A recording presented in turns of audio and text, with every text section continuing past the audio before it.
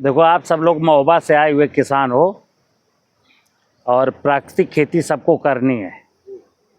प्राकृतिक खेती इसलिए ज़रूरी है कि आज फसलों की उत्पादन लागत बहुत बढ़ गई और उत्पादन लागत बढ़ने के कारण क्या क्या हुआ, ज़रा उस पर नज़र डालते हैं। उत्पादन लागत काहे में बढ़ी, तो देखना आप। उत्पादन लागत इसलिए बढ़ी क्योंकि अब हमको कोई भी फसल उगानी है तो फर्टिलाइज़र डालने हैं, तो एक बहुत बड़ी हिस्सा आमदनी का उर्वरक में जाता है।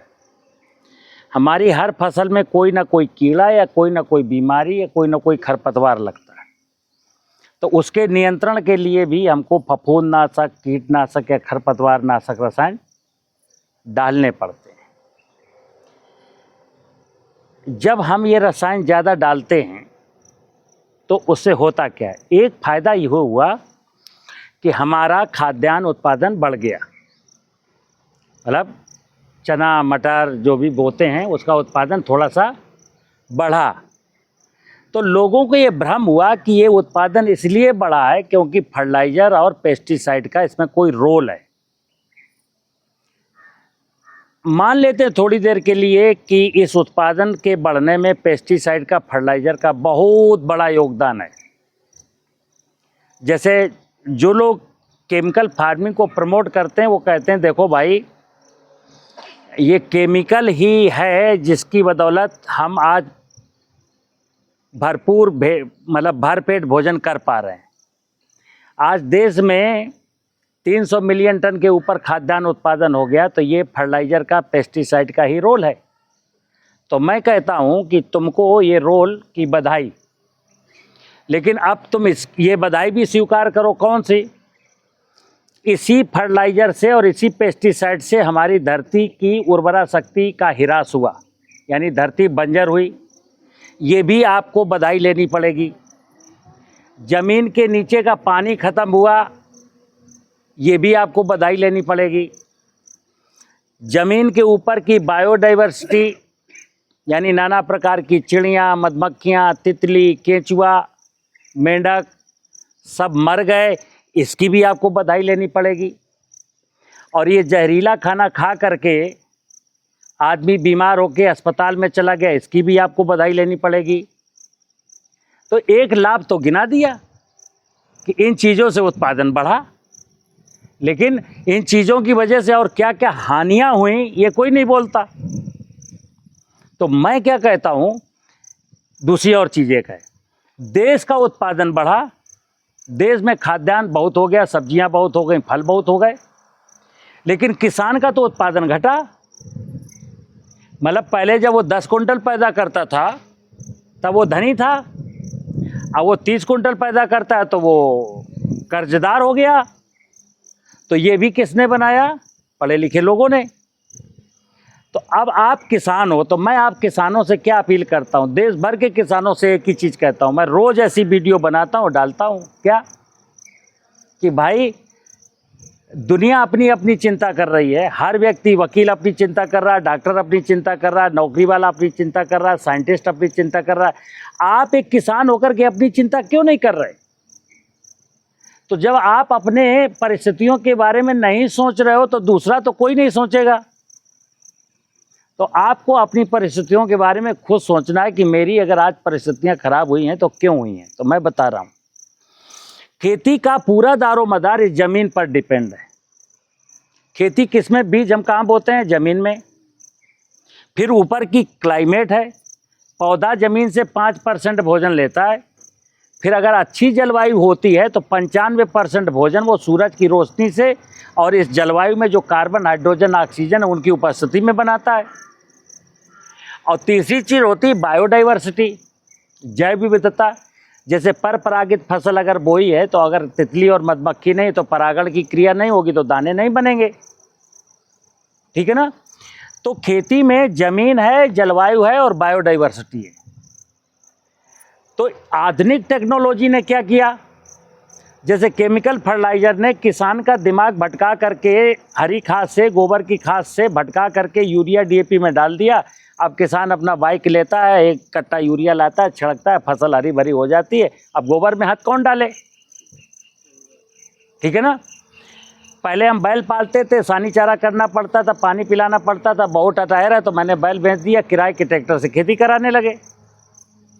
पहले मैं ज्वार बाजरा बोता था खाद्यान्न के लिए, पशुओं के चारे के लिए। आज ज्वार बाजरा छोड़ दिया और गेहूं बोने लगे, तो गेहूं में ज़मीन के नीचे का पानी भी लुटा, फर्टिलाइज़र भी लगा, और गेहूं की रोटी न तुम्हारा स्वास्थ्य बना पाई, न तुम्हारे पशुओं का दुग्ध उत्पादन बढ़ा पाई।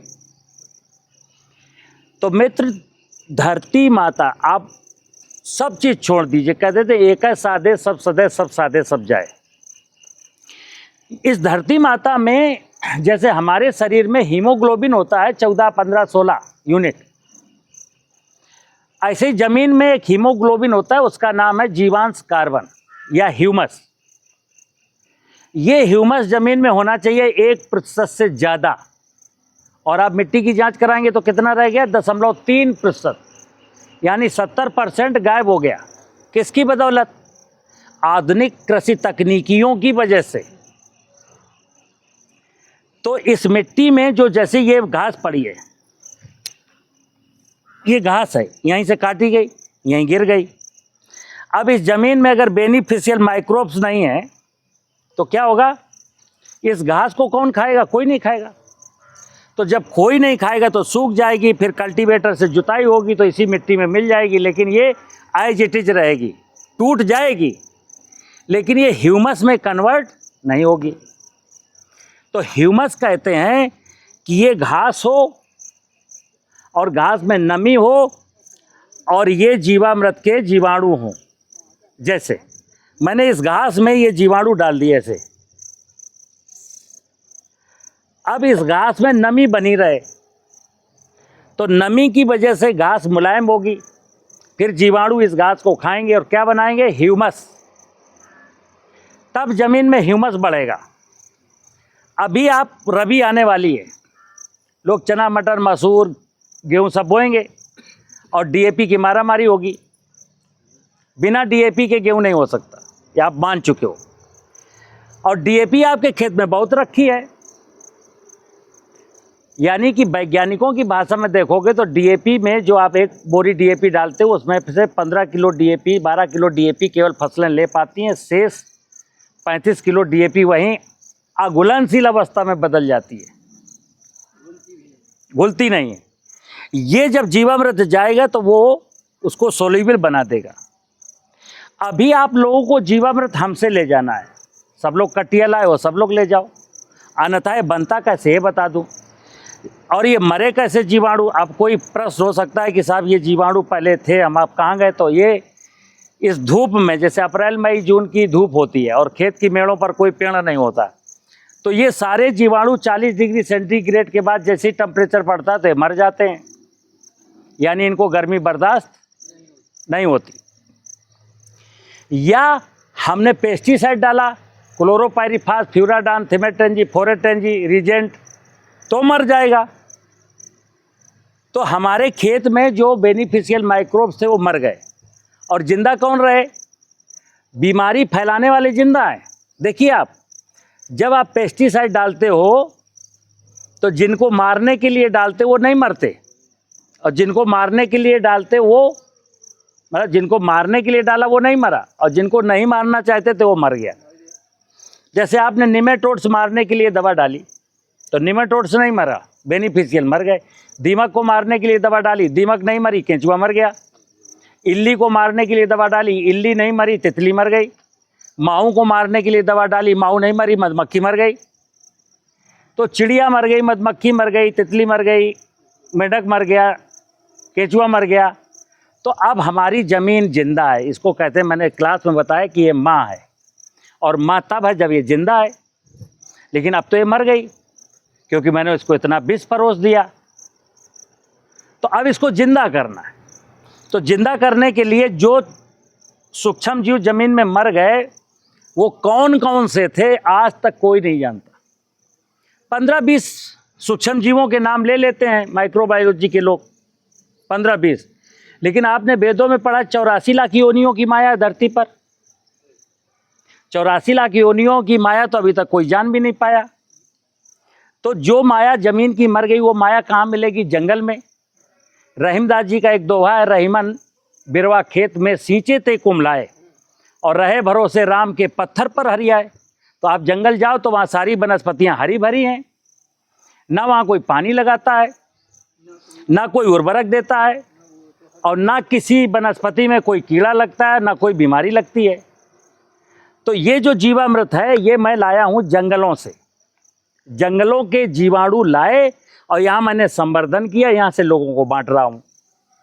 अब कई बार आप लोगों के सामने भी फैलाई जा रही र्यूमर, जैसे सुना होगा कि जीवामृत बनाने के लिए क्या ज़रूरी है। बोले 10 किलो पेशाब गाय का, 10 किलो गोबर गाय का, 500 ग्राम में बरगद के पेड़ के नीचे की मिट्टी, 1 किलो बेसन, 1 किलो गुड़, और 78 घंटे में 72 घंटे में बन जाता है। 1 ड्रम पूरा ले जाओ, पूरे 1 एकड़ में सिंचाई की नाली के बहा दो, फिर आओ फिर बनाओ, दूसरा पानी लगाओ फिर डालो, फिर आओ फिर बनाओ, तीसरा पानी लगाओ फिर डालो। अब समस्या ये है कि ये 200 लीटर का ड्रम किसान कितनी बार ले जाए खेत में, ले कैसे जाए? पहला तो यही है कि गोबर और गौमूत्र नहीं है, चलो है भी तो 3 बार 200 लीटर के 600 लीटर ड्रम कैसे ले जाए? तो ये वाला जीवामृत में क्या है कि आपको केवल 20 लीटर, केवल 1 एकड़ खेती करने में 20 लीटर का उपयोग होना है। पानी खेत में भरा हो तो इसको डब्बे से ऐसे ले करके बाल्टी में 20 लीटर भरो और ऐसे ऐसे ऐसे जगह जगह छिड़काओ पूरे खेत में, तो फैल जाएगा।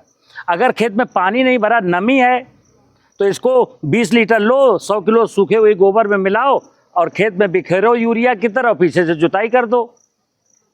ये जीवाणु जब खेत में जाते हैं तो क्या काम करते हैं? एक तो फास्फेट जो पड़ी हुई है अघुलनशील अवस्था में, उसको एक्टिव करते हैं।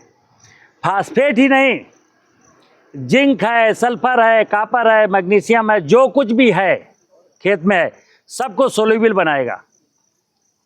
दूसरा, ये जो वो बीमारी फैलाने वाले, जैसे एक सज्जन पूछ रहे थे उकसा, बिल्ट, कि चना में बिल्ट लगता है, ये अगर बरसात में डाल दिया जाए या चना की बुआई के 1 महीना पहले डाल दिया जाए तो एक भी पौधा बिल्ट से नहीं सूखेगा।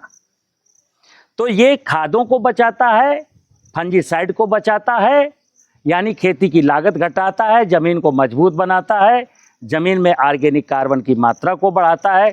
तो सभी से निवेदन है कि आप यहाँ से 5-5 लीटर, 2-2 लीटर जैसा खेत हो, आप यहाँ से ले जाएं और अपनी खेती में लागत घटाएं और शुद्ध खाएं और शुद्ध खिलाएं, ताकि हिंदुस्तान की पूरी जनता स्वस्थ रह सके। अन्यथा अभी तो लोग एक केमिकल वाला खाना खा खा करके, और अस्पतालों में देख लो, किसी भी अस्पताल में आपको जगह नहीं मिलेगी, कोई अस्पताल खाली नहीं है। और एक दिन ऐसा आएगा कि बरामदे में चरपैयाँ डाली जाएंगी, और फिर एक दिन ऐसा आएगा कि डॉक्टर कहेगा यहीं लेट जाओ, बोतल चढ़ा देता हूँ। नमस्कार।